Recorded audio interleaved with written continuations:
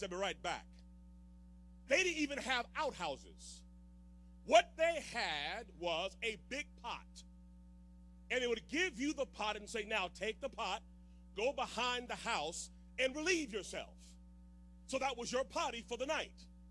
Now imagine that big potty being used every day, every week, every month, for years. No matter how much you tried to clean it out, it never got clean. Because, see, clay pots have pores in them. So stuff got caked inside, and maggots and bugs and viruses and fungus and bacteria. This is what Paul's talking about here.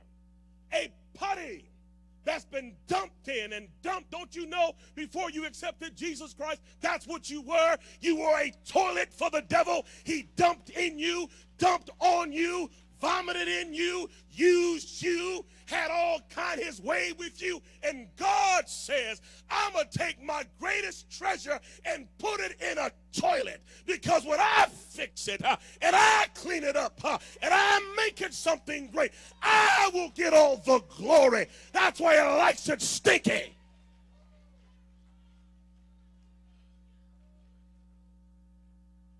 I don't care what you've been through, what you've been dumped in. God is Mr. Clean. He's Roto-Rooter.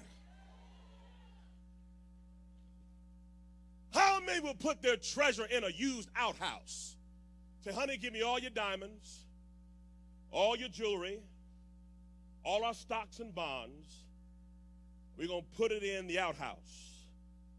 You may make a deposit. You ain't making no withdrawals.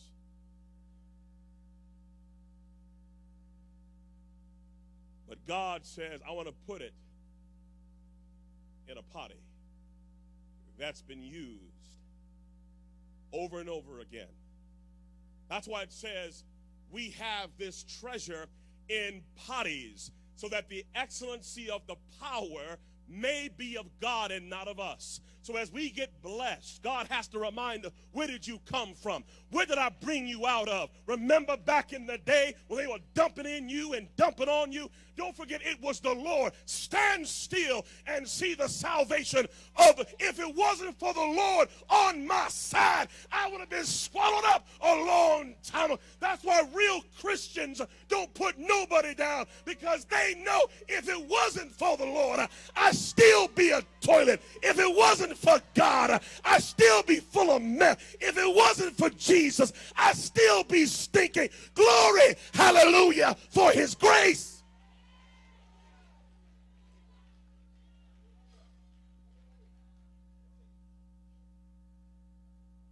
I know where I come from. I know the kind of mess I was in. I know the condition of my life. And he reached down in that toilet, and with a touch, he cleaned me up and said, let me keep my treasure in you.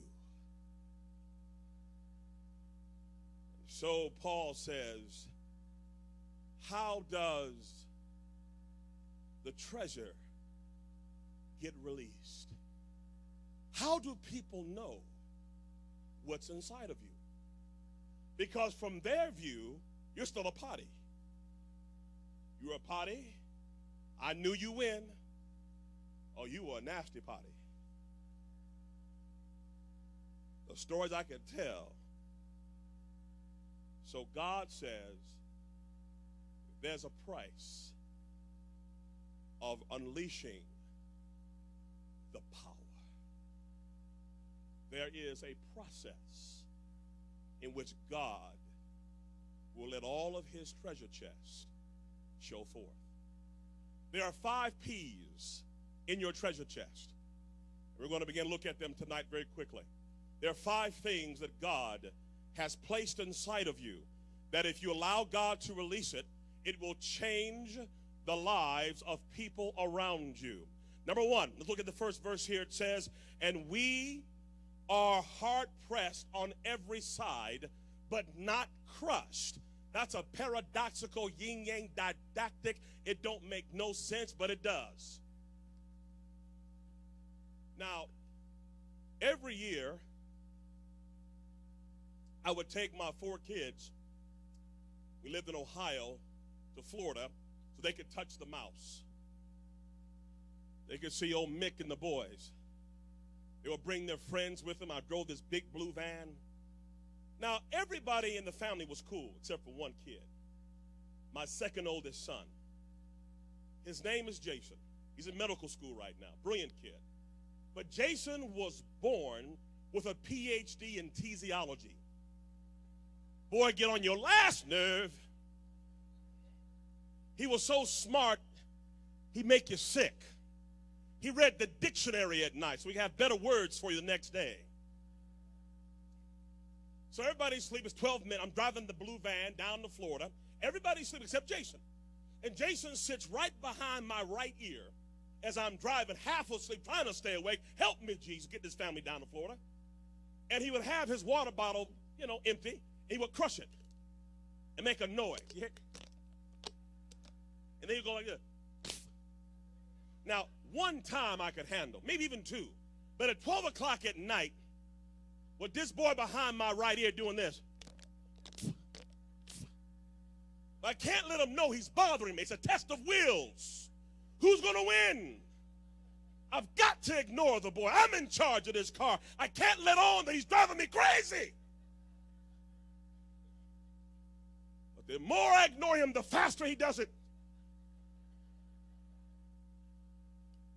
And finally I say, are you crazy? You're trying to kill us all. Get away from me. Go to sleep, boy. But even in that simple experience, God was teaching me what this verse was all about. There are things in your life today that are squeezing you. The bills are due and the money is low. Things are happening. You get a phone call from the bank and they said no. The test came back from the doctor and there's a spot. The kid's report card looked like a red flag from communist China. Nothing, the cats and dogs are sleeping together. Nothing's right. Pressure.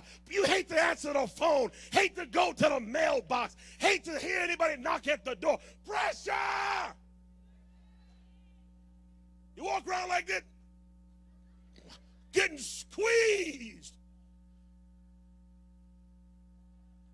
And the only way you can understand the power of God is when you come to the end of yourself, then you find God when you can't take it no more. About to blow your brains out and say, Father! When you are squeezed like that, Daddy says, I got something for you. I'm going to give you my Holy, and he blows in you and pops you back out and gives you power to fight against the devil.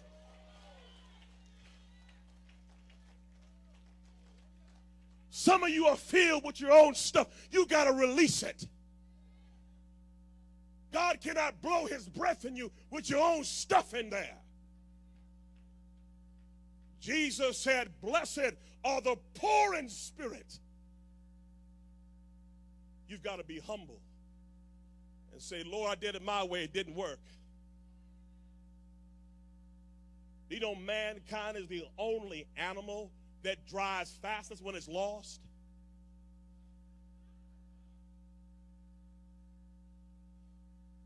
It's called don't stop-itis. How many wives, honey, just, I know what I'm doing. Ain't no buildings, no more people, just cactuses and hyenas and yaks, armadillos running around. You're supposed to be in downtown Philadelphia.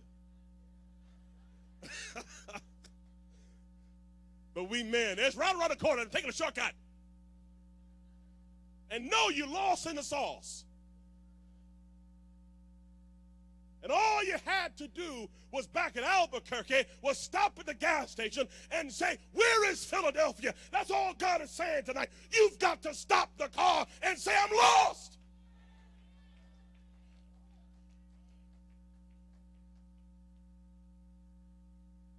He'll breathe into you a treasure called his power. His power will give you a strength you've never had before. You see, you got two choices in life. Either you're going to carry buckets of water or let the river of water carry you. I want to flow with the river, baby. I don't know about you. I'm tired of carrying the buckets. I'm tired of carrying the buckets. I want to flow. I want to get in the river and let God take me on a journey. I don't want to do it, my God. Take me. Kame, take me away.